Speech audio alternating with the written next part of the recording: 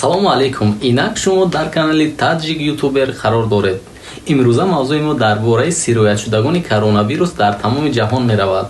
бародарони азиз, аз шумо хоҳишмандам дар ҳамин видеои мо лайк гузорен ва подписатсия карданро фаромӯш накунед, то ки ҳаракати мо зиёд шавад. дар айни ҳол дар тамоми ҷаҳон сироятшудагони ин вирус ба 1 616 912 нафар расидааст. аз байни инҳо 363888 нафарашон табобат ёфта, 96784 нафари дигарашон вафот кардаанд. мегузарем ба давлатҳое ки айни ҳол дар он ҷо вирус бисёр паҳн шуда истодааст. яке аз ин давлатҳо давлати амрико мебошад ки сироятшудагони ин давлат ба 468895 нафар расидааст. дар 24 соати охир сироятшудагони он ба 3895 нафар зиёд шудааст.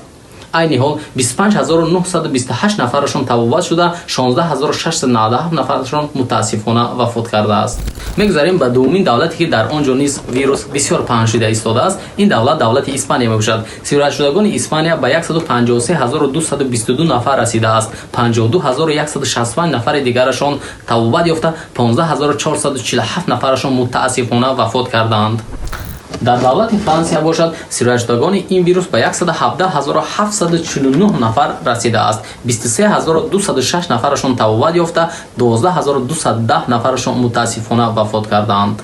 дар байни вафоткардагони ин давлатҳо давлати Италия дар ҷои аввал мебошад ки сироятшудагони ин давлат 143626 нафар буда, шумораи вафоткунандагонашон 18279 нафарро дар бар мегирад. 28470 нафарашон айни ҳол табобат ёфтанд. аввалин давлате ки дар он ҷо вирус бори аввал пайдо шуд ва аввалин шуда бар зидди вирус ғолиб омада истодааст, ин давлат давлати Хитой мебошад. сироятшудагони Хитой 83323 нафарро дар бар мегирад.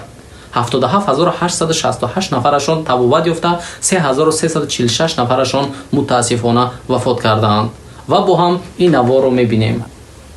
И летят сюда сегодня самолеты и приходят поезда. Изоляция города Ухань закончилась. Гуо и не думал, что разлучится с родными на целых 2 месяца. В начале года он поехал в Шанхай на 3 недели. Домой вернулся только сейчас.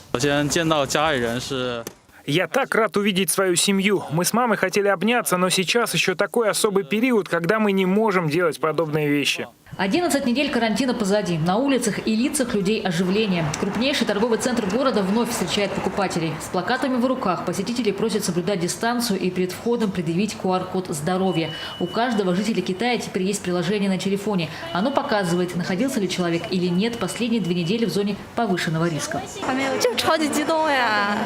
Это первый раз, когда я вышла за покупками после эпидемии. Я очень взволнована, как ребенок, который собирается играть, тем более, что я ни разу не домосед.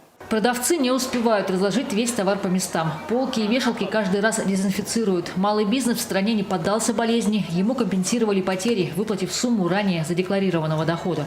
Я так счастлива, что мы опять заняты. Это значит, что город восстанавливается. Ухань, продолжай бороться. Фирменное блюдо в Ухане – лапша с кунжутным соусом. Она вновь на расхват. Это как первый признак. У больного проснулся аппетит, а значит, он идет на поправку. мегузарем ба давлати Русия ки дар он ҷо муҳоҷирони мо зиндагӣ кор ва фаъолият мекунанд, айни ҳол онҳо дар ҳолати ногуворе қарор доранд.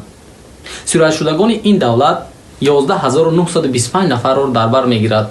дар 24 соати охир 1786 нафар сироятшудагон зиёд шуда истодааст. 797 нафарашон табобат ёфта, 95 нафарашон мутаассифона вафот кардаанд. асад 70% ин сироятшудагонро шаҳри Москва дар бар мегирад. чунки ҳамаи мо шоҳиди он ҳастем ки дар як шабонарӯз чӣ қадар миқдори ин вирус дар шаҳри Москва бисёр шуда истодааст. бародарони азиз, бе ягон сабаб аз хонаҳои худ набароед. саломатии худ ва наздикони худро эҳтиёт намоед. агар видеои мо ба шумо писанд омада бошад, лайк гузоред ва подписатсия карданро фаромӯш накунед, то ки ҳаракати мо зиёдтар шавад. боқӣ дар амони Аллоҳ.